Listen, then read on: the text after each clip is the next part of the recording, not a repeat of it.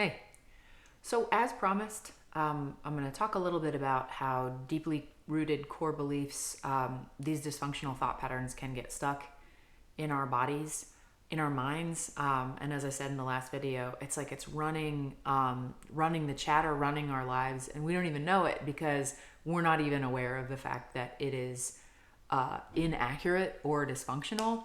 And the first thing that I am here to talk about is despair. And Louise Hay wrote a book called You Can Heal Your Life. And if you already like Louise Hay, then I'm preaching to the choir. If you've never heard of her, she's wild. She was really into this idea that you could indeed, by changing your thoughts, change your life. And she really, really ascribed and believed that. But sometimes she would kind of come from this framework of like, your thoughts you're just going, oh, poor me. And it's my experience that the first thing that we can do with some of these deeply rooted beliefs, the thoughts we have, is get curious about why they make perfect sense rather than going, oh, these are negative and I need to replace them with something positive. Because if you've ever been feeling terrible and then had someone go, have you thought about being really positive about it? There's not really much in this world that feels worse than that. So rather than going with like, oh yeah, just stuff that pain under the rug and then jump over to something positive, it would be important to get a little curious about the why or the what for. So we're starting with despair, and that sounds intense, but it really makes a lot of sense. If you grew up in a house and things felt the same day to day, maybe you weren't getting the attention you needed, the love that you needed, maybe things were more neglectful or more dangerous, all of this stuff is on a spectrum. And I tried this recently with a 6-year-old in my life. At the time he was 6 that this story took place. He was like, man, I cannot wait until I'm 18 and I'm never going to eat vegetables again. And I was like, yeah, man, that's only 2 lifetimes from now. And I'm not like toying with this kid psychologically, but like that didn't compute, right? Like one day is so far away from him. Every day he's forced to eat vegetables that he doesn't like. And so to say to someone, this isn't going to be forever for you, just 2 short lifetimes, 3 short lifetimes from now, to a 6-year-old, to a 5-year-old, and you'll be able to make your own choices, or you're going to be able to, meet your own needs in healthy ways, absent of some of these unavailable people in your family. It doesn't compute. It doesn't make any sense. Plus, nobody is talking to kids that way. No one's going, there is something wrong here, and one day it's going to get better. They're going, what are you talking about? There is nothing wrong here, so whatever's wrong must be wrong with you.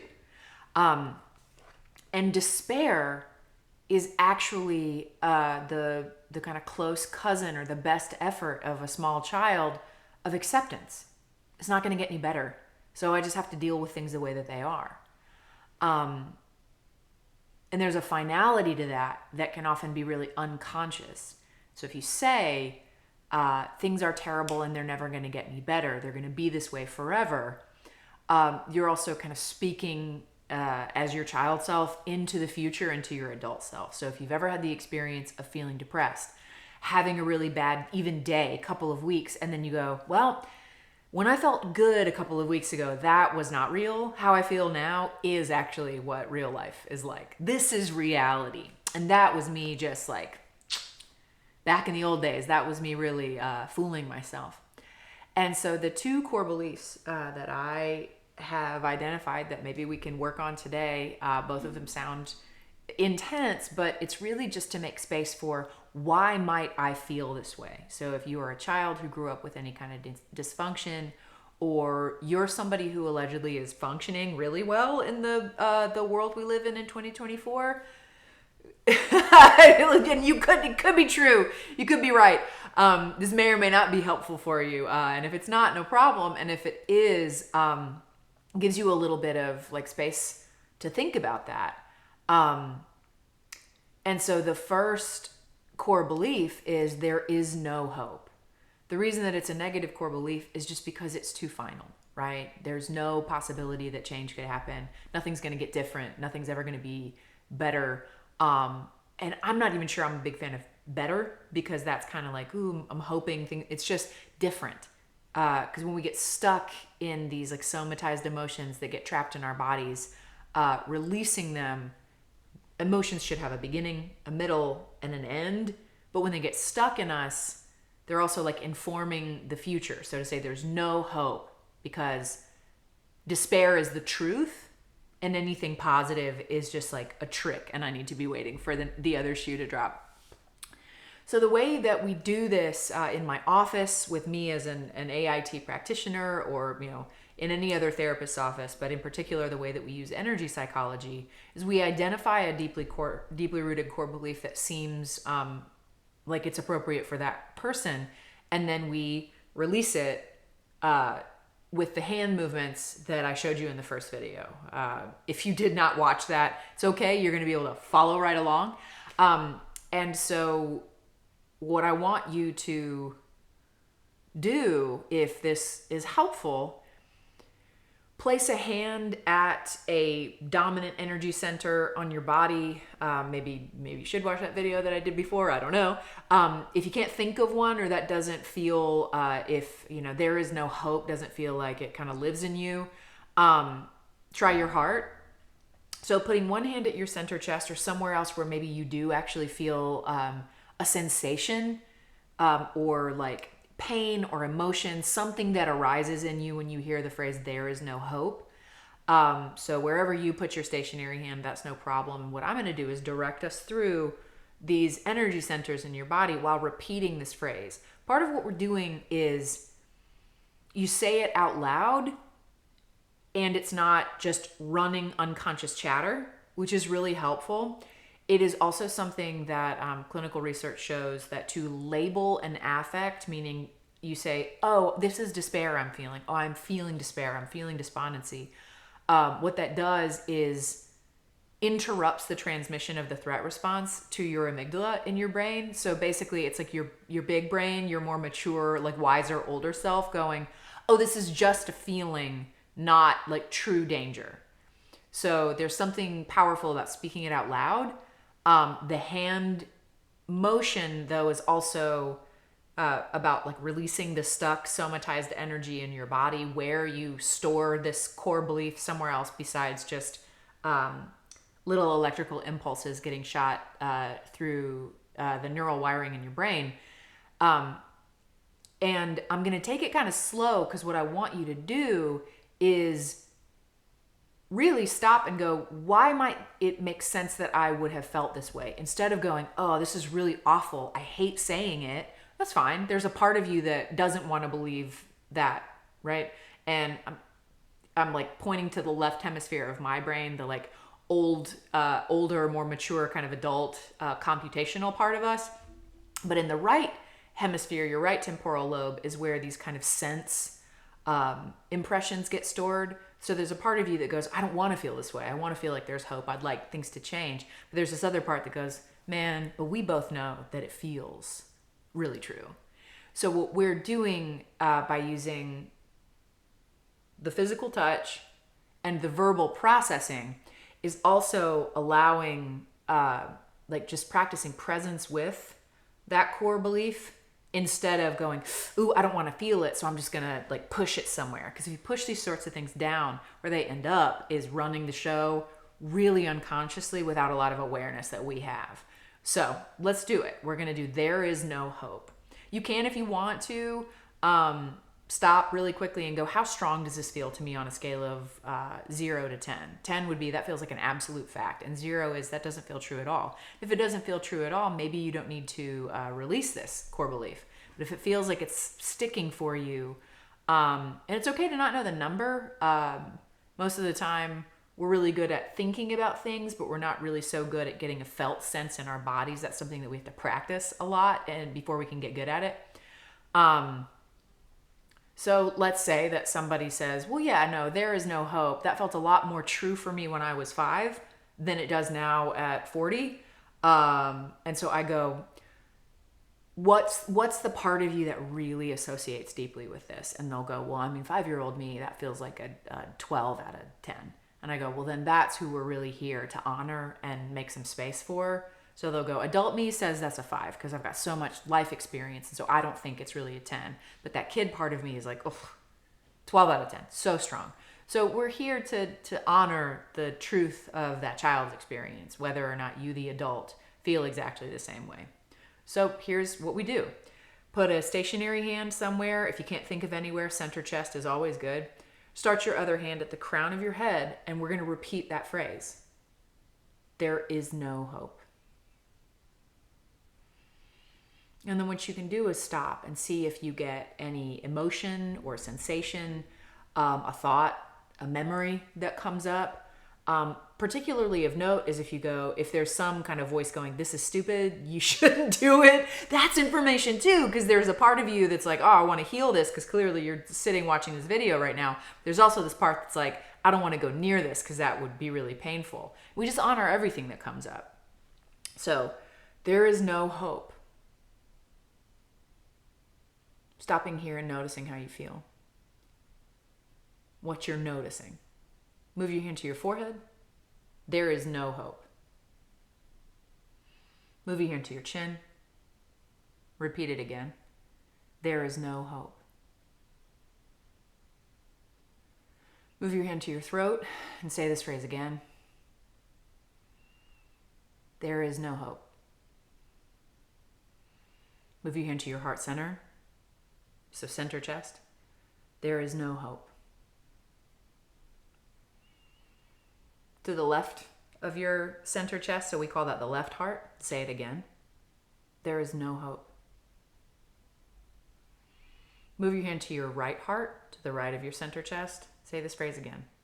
There is no hope. Now to your solar plexus, where your rib cage meets in the center. One more time. There is no hope. A lot of my clients with attachment trauma tell me that they feel a sensation between their solar plexus and their throat. It's almost like this hollow column, but it's painful and there's pressure there. Whatever you're feeling in your body, you're also training yourself how to be present with your emotions and sensations, which is not the same thing as just like thinking a thought. We're now tying in thoughts, emotions, sensations, memories, or other beliefs. So you're at your solar plexus. Now move your hand to your belly button. Say this phrase again. There is no hope.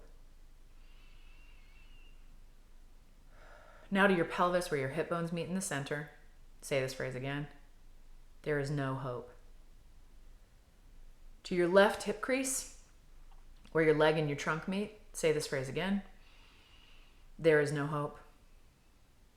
Now to your right hip crease, where your leg and your trunk meet. There is no hope. And now to your root, so at the base of your tailbone. You can sit on your hand from the back if that's comfortable. You can put your hand between your legs in the front if that's comfortable. If neither of those feels very comfortable for you, you can just hover your hand over your lap. That's perfectly fine. And say this phrase one more time. There is no hope. You can release your hands, take a deep breath, and let it out. And what I'm hoping you noticed is there was some movement, some motion. And again, it's not that we're looking for a linear decrease of emotion or sensation, but more this idea of abreaction, or that there's going to be a beginning, a middle, and an end of any emotions that you release. So what emotions are supposed to do is come up, get felt, and then just change.